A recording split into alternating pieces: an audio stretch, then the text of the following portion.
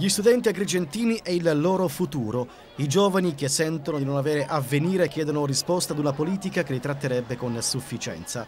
Le proteste in piazza degli ultimi giorni hanno avuto l'obiettivo di scuotere le coscienze di chi governa l'Italia. I ragazzi chiedono di poter usufruire di una mobilità sociale reale e continuano a denunciare una precarietà asfissiante che mette a repentaglio ogni programma di vita. Ci dicono tanto che siamo una generazione mantenuta praticamente alla generazione precedente. Forse è vero, perché la generazione precedente ha avuto molte più possibilità rispetto a noi, ha avuto un punto di partenza probabilmente più basso, ma che ha dato probabilmente lo slancio per andare più avanti. A noi forse questo è mancato, perché chi parte già da una posizione privilegiata, quella che un tempo si diceva la posizione borghese, alla fine siamo più o meno tutti figli di professionisti. Mio padre è insegnante, per esempio. C'è la situazione opposta, noi partiamo da un punto privilegiato ma ci viene più difficile andare avanti. Di conseguenza c'è bisogno di ricostruire tutto alle fondamenta, a mio parere, cioè c'è bisogno che noi giovani per primi ci rimbocchiamo le maniche e cominciamo a ricostruire quello che i nostri genitori hanno costruito. Continuerò i miei studi, andrò all'università, spero di rientrare nella facoltà di medicina, in chirurgia.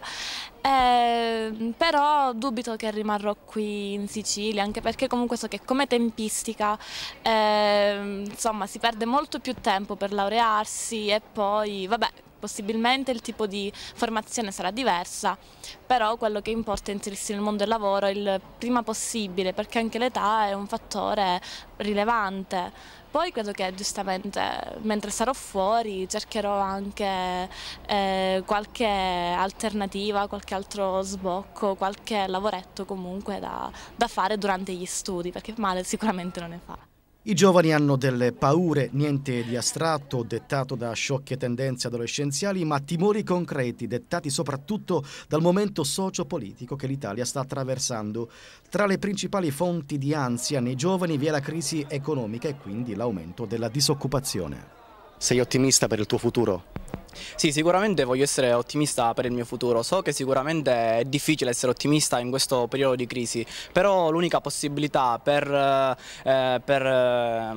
continuare ad andare avanti è essere ottimisti. Sicuramente dopo il liceo continuerò gli studi per crearmi un futuro non da precario, visto che in questo periodo va di moda essere precario. Spero che con lo studio e con il mio impegno e la mia buona volontà riuscirò a crearmi un buon futuro. Anche tu pensi di lasciare Agrigento?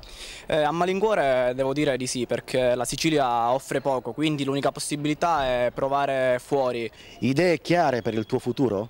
Sì, certamente, anche se il futuro è qualcosa di incerto che ci riserva delle novità. Noi giovani ad esempio stiamo vivendo in un periodo di incertezze data la grave crisi economica ma anche il problema lavorativo, in quanto molti giovani ma anche meno giovani sono senza un lavoro. Io dal futuro mi aspetto un mondo nuovo pieno di cambiamenti, un mondo che si interessi maggiormente di noi giovani.